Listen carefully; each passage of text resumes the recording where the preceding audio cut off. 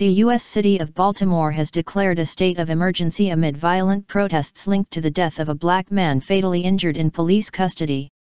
A week-long curfew has been announced and as many as 5,000 National Guard troops could be deployed. After dark, a community building that was under construction was engulfed in flames. Earlier, dozens of people were seen confronting police, and 15 officers were injured. African American Freddie Gray, 25, died on April 19 after a week in a coma. The Justice Department is investigating exactly where and when his spinal injuries were sustained. Officials have suspended 6 police officers who were involved in the case. Monday's clashes began hours after Gray's funeral. Baltimore Mayor Stephanie Rawlings-Blake said it was very clear there was a difference between the peaceful protests of those who seek justice and the thugs who want to incite violence. Authorities were deploying every resource possible to regain control of the situation, she said.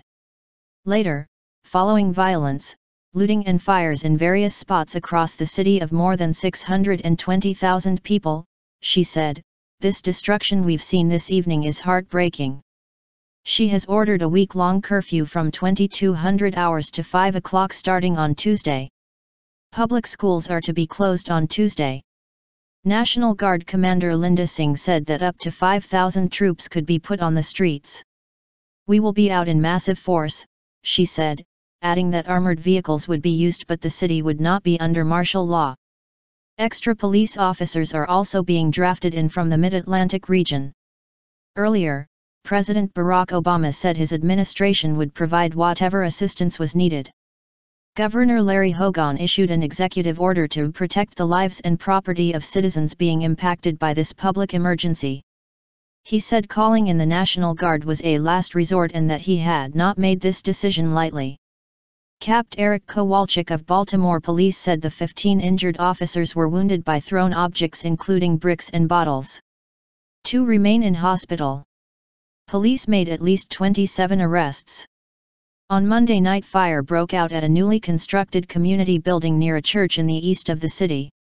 Kevin Harris, a spokesman for the mayor, said the fire was at the Mary Harvin Transformation Center, described online as a community-based organization that supports young people and families. Before nightfall, scenes included a blaze at a CVS pharmacy, stores being looted and police vehicles being burned and vandalized. Baltimore's Major League Baseball team the Orioles canceled Monday night's game against Chicago's White Sox as a result of the violence. Freddie Gray's death is the latest in a string of high-profile cases where black men have died after contact with the police. Nationwide protests followed the killing of unarmed black teenager Michael Brown by a white police officer in Ferguson, Missouri, last year. Baltimore officials likened Monday's violence to scenes witnessed after the 1968 assassination of black civil rights leader Dr. Martin Luther King and said the city had taken a long time to recover from it, urging calm. Earlier in the day, a statement released by police said that its criminal intelligence unit learned that members of various gangs including the Black Guerrilla Family, Bloods, and Crips had entered into a partnership to target officers. The violence is an escalation of earlier protests. There were 34 arrests as peaceful demonstrations by about 1,200 people outside City Hall on Saturday afternoon got out of control.